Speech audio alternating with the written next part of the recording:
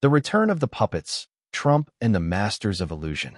The Return of the Puppets, a Machiavellian reflection on power, deception, and the masters of illusion. In the theater of modern politics, the actors change, but the script remains the same. Every 4 years, the stage is reset, the costumes are refreshed, and the audience is once again seduced by the illusion of choice. Yet behind the velvet curtain, the same unseen hands pull the strings. Financiers, lobbyists, and dynastic families whose loyalty belongs not to nations, but to power itself. Among these hidden architects, the Israel lobby reigns supreme, having perfected the ancient Roman art of imperium sine titulo, ruling without appearing to rule.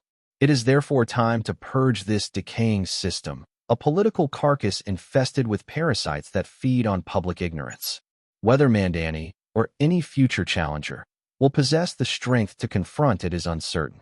History has little mercy for reformers. Those who attempt to overthrow entrenched power without becoming its equal are swiftly devoured by it.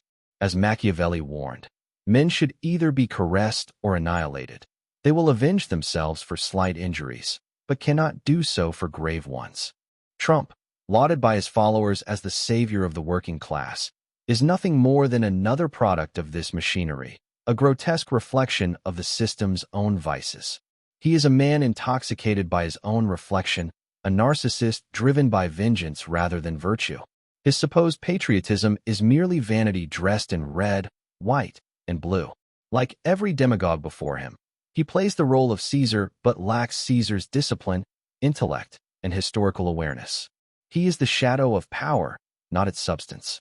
Trump is the colonialist wannabe of the 21st century, echoing the arrogance of the British Empire. Where Britain once sent gunboats to India and China to enforce the opium trade and secure its economic dominance, Trump dispatches economic sanctions, debt traps, and corporate takeovers under the banner of America First. His empire is not built on conquest of territory, but on control of markets. Yet the principle is the same: domination through dependency. Just as the British justified their plunder of India by calling it civilization, Trump frames his modern imperialism as protecting American interests.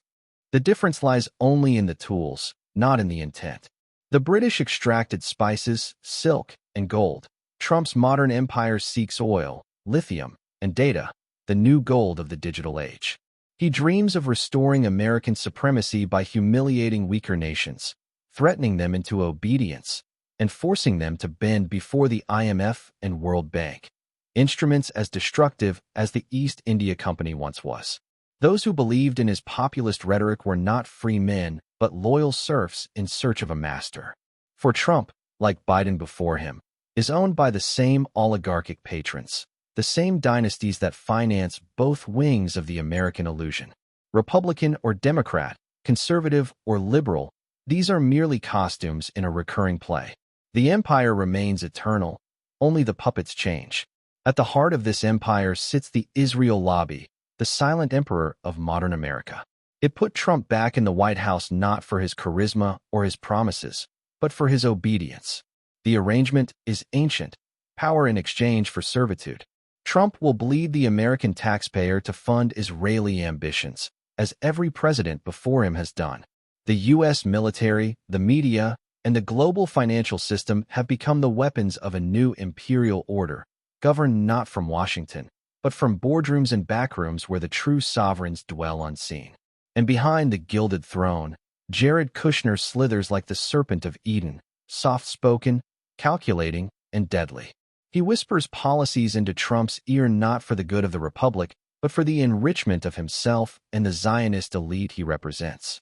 He is the archetype of the new Machiavellian courtier, one who conquers without armies, manipulates without raising his voice, and controls empires without holding office.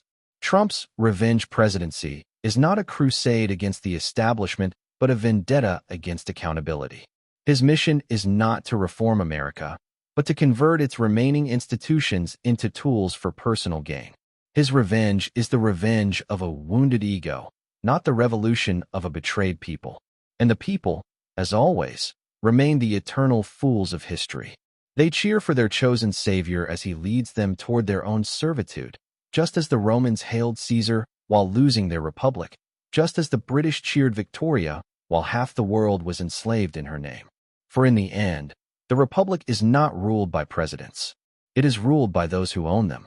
And as Machiavelli would whisper from the shadows, the people, blinded by hope, are the easiest to enslave, for they mistake their chains for salvation.